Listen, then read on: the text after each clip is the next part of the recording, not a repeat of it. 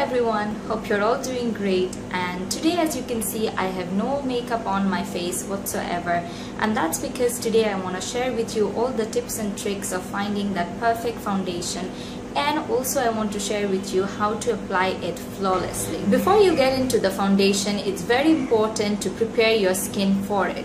Now what that basically means is to clean your face thoroughly and moisturize it. Now I've already done those, so for me the next step is using a primer. Now if you don't have a primer, don't worry, you can easily replace this by using your regular moisturizer. Especially if you have dry skin, I feel you don't really need a primer because your dry skin tends to hold on to the foundation much longer anyways, so you can just skip this step and use a moisturizer instead. But if you have oily skin, you might want to use a primer which is specially designed to control oil so that it doesn't seep through your makeup during the day. Or if you have large pores, then you might want to use a primer that is designed to fill in those pores. So it basically depends on what sort of skin you have, what are your skin's problems. So you must understand your skin type and what your skin needs, and then choose a product which meets those needs. Now I have dry to normal skin, so I can very easily skip a primer. It's not a necessity for me. But during this time of the year, it's really hot and humid here in Bangladesh. So when I know that I'll be staying out throughout the day for a long period of time, I do prefer using a primer, especially on my T-zone, because I can get a little shiny there throughout the day. So the primer that I like to use is this Rimmel Fix and Perfect Primer. So I'll just take a pea-size amount and dab it on my T-zone.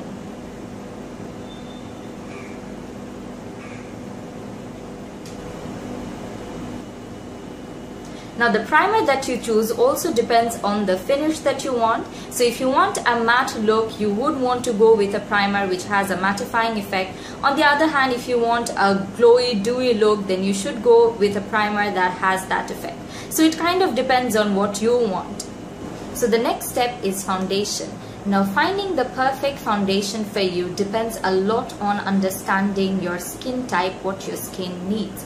Now, do you have dry skin or oily skin, acne prone skin, or do you have lots of marks or dark spots that you want to hide? All of these factors plays a very important role in your perfect foundation. Now if you have dry skin, you should go for a foundation that has a dewy finish. On the other hand, if you have an oily skin, you should go for a foundation with a mattifying effect. Now if you have marks or spots that you want to cover up, I would suggest you not to make your foundation or expect your foundation to cover those up, because in that way you would end up using a lot of foundation and it would give you a cakey effect, which is not a good look to go for.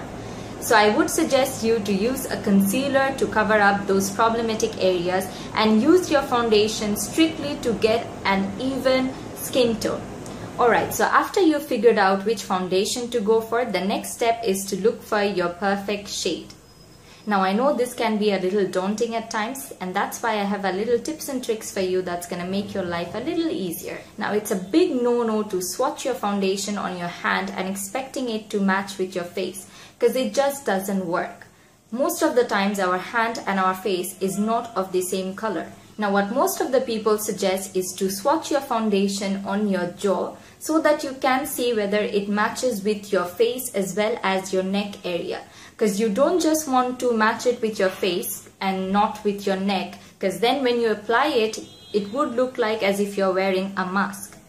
So now as you can see, my face is a little darker than my neck and my chest. So when I'm looking for a foundation, I try to match it with my neck so that when I apply it on my face, everything blends in seamlessly. Now the next step is to decide what to use the foundation with. So you can use your fingers, some sort of a sponge or a beauty blender, or my favorite, brushes. Now I prefer using these sort of brushes which are really densely packed and flat, because this helps to buff the foundation into your skin nicely and it doesn't leave any sticky marks or lines or anything on your face. So today I'll be using my L'Oreal True Match foundation in the shade W5, and I'll be using it with my Real Techniques buffing brush. So pour a little on the back of your hand Then just stipple it on your brush and go ahead and stipple it on your face. I like to spread the foundation evenly on my skin first, and then I go ahead and buff it in.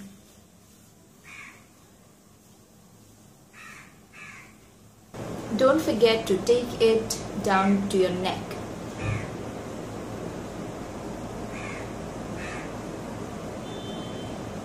So now I'm done with my foundation.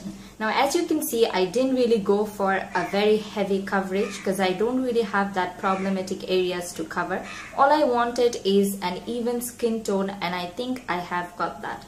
Now I would suggest you to go with a light layer at first and then gradually build it up depending on how much coverage you need. In that way you won't end up having a cakey face. Now after you've applied your foundation, go ahead and check if there is any darkness or any other problematic area which needs a little more covering. Now if you have dark spots or acne scarring or anything like that, you would want to use a concealer which is of the same shade of your skin.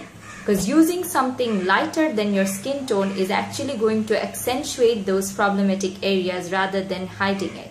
So you would want to use something which is of the same color as your skin so that it camouflages it.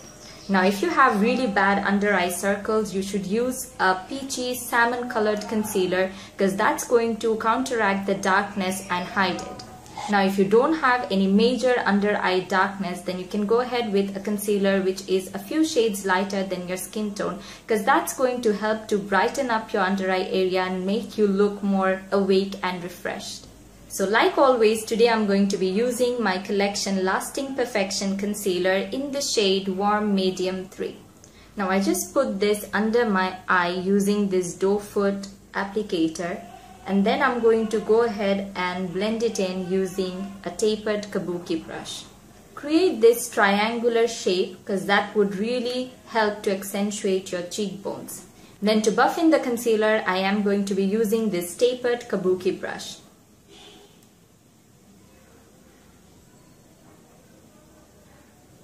So just tap it in like this and blend it out. Drag it a little towards your temples. I like to go over my eyelids as well because I do have some discoloration there. Now to set everything in place, use a powder of your choice, and today I'll be using my Rimmel Stay Matte Press Powder in the shade 05 Silky Beige. And I'll be using my Real Techniques powder brush to apply it.